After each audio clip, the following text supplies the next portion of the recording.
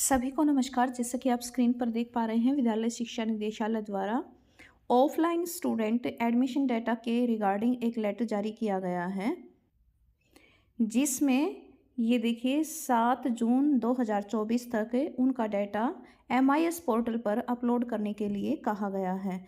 तो इस लेटर में मुख्य बात ये है कि जिन विद्यार्थियों का दाखिला PPP और फैमिली ID, आधार इत्यादि न होने के कारण ऑनलाइन नहीं हो पा रहा था, ऐसे विद्यार्थियों के लिए MIS पोर्टल पर एक नया ऑप्शन दिया गया है, जो कि है ऑफलाइन स्टूडेंट एडमिशन डाटा, जिसके अंतर्गत हमें ऐसे सभी विद्यार्थियों का जिनका किसी भी कारण से SRN जनरेट नहीं हो पा रहा है, उनका डाटा 7 जून 2024 तक MIS पोर्टल पर अपलोड करना है। MIS पोर्टल पर ऑफलाइन स्टूडेंट एडमिशन डाटा का जो भी ऑप्शन आया है, वहाँ हमें ये करना है। तो चलिए देखते हैं। इसके लिए सबसे पहले हम गूगल या क्रोम में जाकर हम टीचर का, स्कूल का नहीं, टीचर अपना MIS पोर्टल ओपन करेंगे। तो चलिए करते हैं।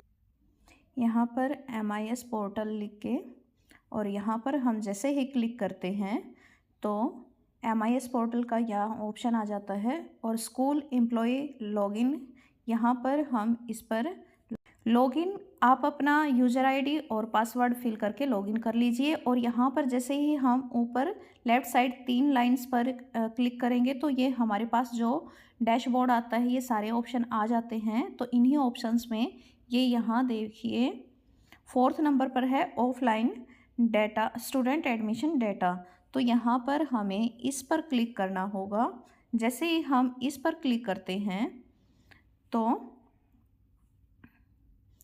हमारे पास ये ऑप्शन आ जाता है। तो इसको हम, ये सारे ऑप्शन आ जाते हैं, आप देख सकते हैं।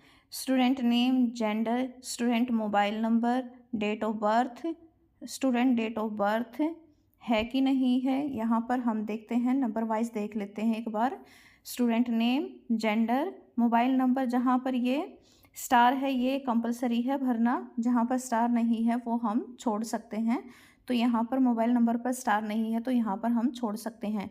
Does student has date of birth, तो यहाँ पर अगर हम यस करते हैं तो यानी कि उसके पास प्रूफ है डेट ऑफ बर्थ का। अगर नहीं है तो हम इसको नो कर सकते हैं। और नो करने के बाद यहाँ पर हम वो एज भर सकते हैं जो कि उनके पेरेंट्स ने हमें बताई है। और उसके बाद यहाँ पर फैमिली डिटेल्स भरनी होंगी। Father name, mother name, mobile number 1 और 2 को हम फिर से छोड़ सकते हैं। उसके बाद है एकेडमिक डिटेल्स भरनी है हमें, क्लास नेम, सेक्शन, उसको जो भी अलॉट करना है, medium of instruction, roll number, admission number, date of admission.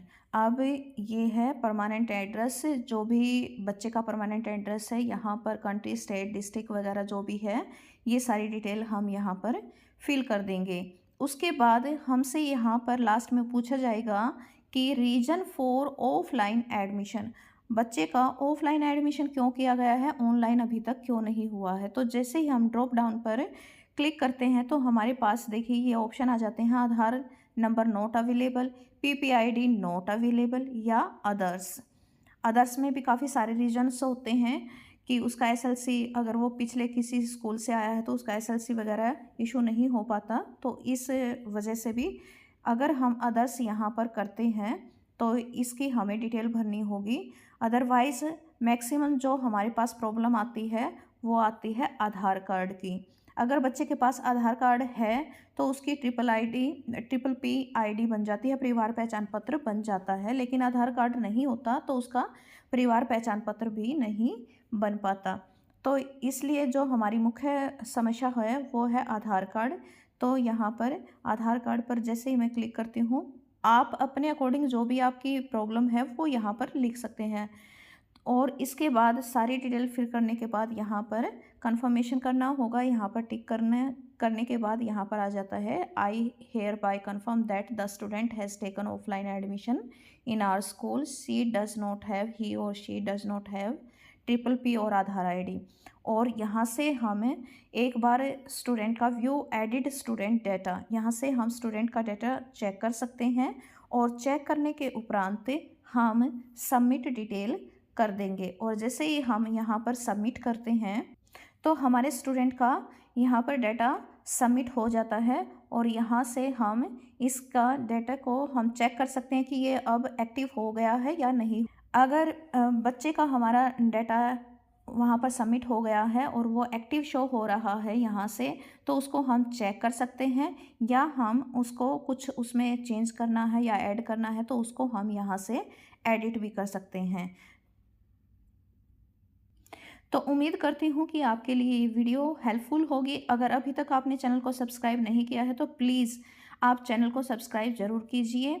और 7 जून 2024 से पहले ऑफलाइन स्टूडेंट्स का डाटा MIS पोर्टल पर, जो कि ऑफलाइन स्टूडेंट एडमिशन डाटा के ऑप्शन के रूप में उपलब्ध है, वहाँ पर दर्ज कीजिए। धन्यवाद।